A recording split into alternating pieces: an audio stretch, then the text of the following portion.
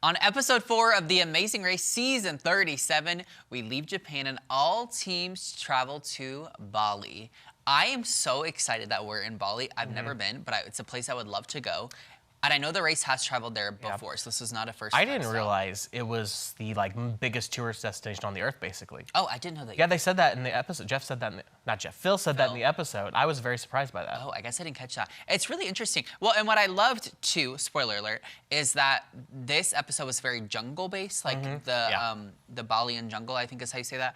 But then on the next episode, we stay in Bali. We'll be staying in Bali this week, and it's going to be more beach-based. So I like that they're kind of showing both sides of like a very specific area, you know?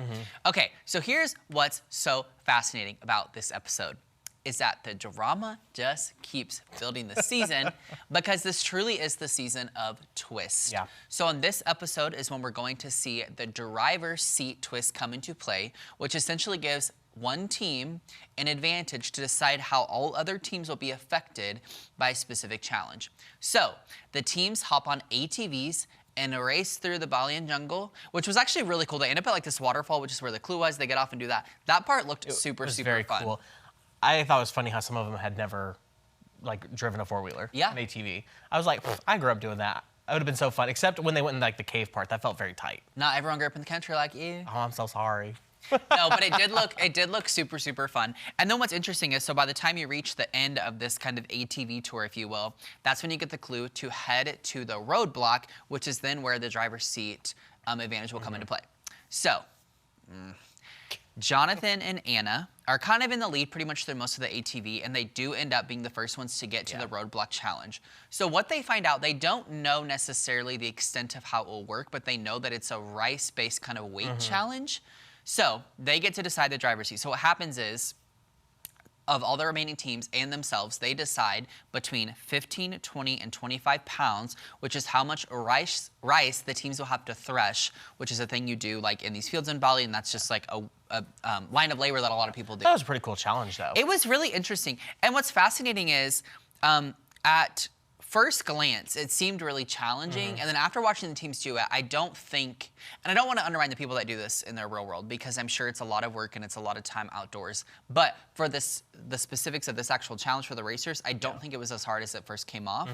What was interesting, though, was, so Jonathan and Anna gave themselves one of the fewer weights that they had to do, but then they also decided to use their express pass that they won in the last seemed challenge. So dumb. So dumb. So what's funny though is, one, you've now made everyone mad because you've given all these, you've made the decision for all these teams. Secondly, everyone now knows that you've used your express pass and you still gave yourself the smallest weight. Right. Well, and you were already in first. Yeah.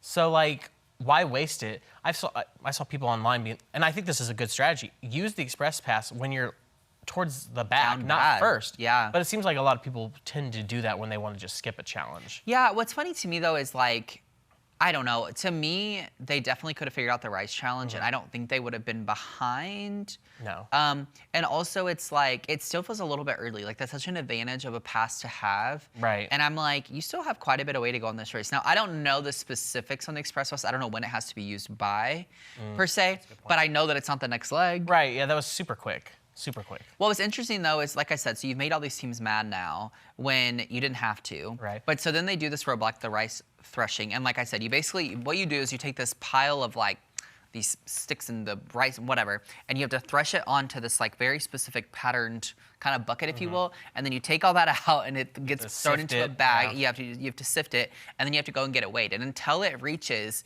that weight that you had to get, and the judge was very specific on it. Right. Well, and I think a lot of people, when they first went up there to get it measured, they thought it'd be like an actual scale where you saw the weight. Yeah. You know, but it was one of the. It was like a tipping scale. Tipping scale. Yeah. So it made it a little difficult. It made me laugh how like if so the point would be directly where it needed to be in the middle, obviously because of the tipping scale, and if it was not right there, the little judge was like didn't give them any help, was like, that's it, you know, you don't get to know how much more you would need or whatever. So I thought that point was really funny. So what's interesting to me is then we go to the episode's Detour, which, first of all, this part did look kind of hard. Yeah, so absolutely. Forgive me on how to say this, but I believe it's Pinjor or Pajayan, something like that. I think so. Okay, so in Pinjor, the teams had to add decorations to a Pinjor bamboo pole and then carry it to a stand before receiving their next clue. What was interesting about this is the one that Jonathan and Anna decided to do, but they weren't very good at it. No, and their express pass almost didn't help them.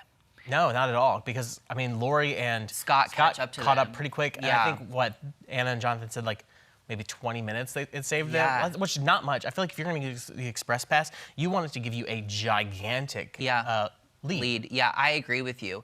And that's the thing is like, first of all, their communication and their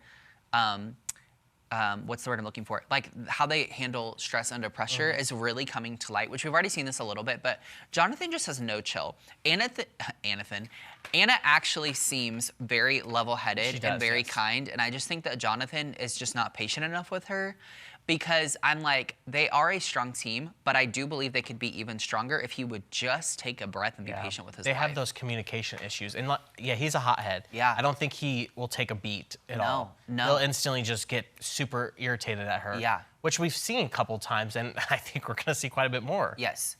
Now, on the other side of this, we have the Pagean challenge, which this one was interesting. So teams had to memorize 2 Pageans, purchase identical fruits, and use them in offerings and kind of recreate them, which essentially was almost like a stacked kind of like fruit display, if you will. It's like what you imagine the what are they called? Fruit hats kind of look like, almost. Yeah, and then you had to put them on your head and carry them to kind of the next point. And you had to go have them checked. Buy everything. Yeah. Which Han and Holden and the brothers worked together, which I thought was smart to help them get a boost up. Yeah. But like they still had trouble remembering, and then walking them there, I don't know how much they weighed, but you could tell that they were tiring. And then one of the brothers drops it onto the lady helping, and so they had to put it back together. I will say though, I was actually kind of shocked. I don't know how you felt. I was shocked that in the moment where the one brother drops it, that he was able to just kind of reassemble right then and there. I thought they'd have to go back. I kind of thought they were going to have to go back and redo the whole thing, which would have honestly probably changed the rankings. It was really detrimental for them. Yeah. But here's what I will say. The detours, I feel like we're always like, which ones will we do? I really don't know, because both of these seemed kind of tough, I was thinking that too. I was like, which one would I choose? Because the other one was very detail-oriented. Yeah. Then you had to memorize that. But also, too, I feel like for the Pangean, you still had the example once you got all the fruit there to look at. So that one might have been slightly easier. Yeah. It would have been more interesting to see if the teams had split it a little bit more even, considering Han and Holden and the brothers were the only 2 that went to Pangean. Yeah. Everybody else went to the other one. Well, and the thing I think is tough about this is that they're like local, not delicacies, but kind of in a sense like local traditions or delicacies or whatever. It's so specific the way it has to be done, and because it's so different culturally from what we're used to, which I love. That's a part of the race, right?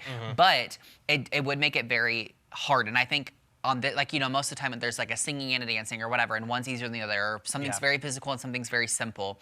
This, I think it was equal parts challenging on both sides. Well, and I think you saw how equal it was when you get to the pit stop.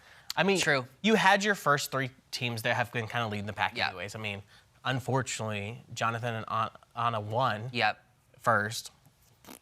And then you had Scott and Lori come in second. No surprise there. And then Carson and Jackson have been third. Those have they've been switching first, second, and third basically the whole season so far. But then your 4th through, 8th or 9th, they all got there at the same time, basically back to back, and we're all on the mat at the same time. But what's interesting is, so when you have this kind of middle pack, if you will, because I would say this episode very much created this distinction between the top, the bottom, and then the middle. And the middle was larger maybe this time than normal, but it was really it was the bulk of the teams. And you could tell once because they all got to pit stop together, because here's what's funny. They all decided to work together except Erica and whatever her name is, the mom-daughter duo. They actually ended up getting 4th place because they choose to go their own route as they were kind of finishing the same time as the teams were leaving. And all the other teams literally went in the wrong direction, so they just went in a circle and ended up back to where the challenge ended, which I thought was funny. But anyway, they all are on the pit stop together, and now we have placements like 4 through 8 or something like that. And they all express pretty big frustrations and emotions and anger towards Jonathan and Anna for the way they handled the driver's seat challenge, but also, what's interesting that we were talking about a lot is we also saw some teams express some feelings towards Lori and Scott, because Lori and Scott are, middle-aged parents. Yeah. And they very much kind of view themselves as like, oh, we're not very skillful, we're not very athletic, we're not very, we don't have a lot of stamina, all these different things, but they're proving to be really strong. Yeah. I mean, they've been in the top since episode 2. Yeah, it's very true.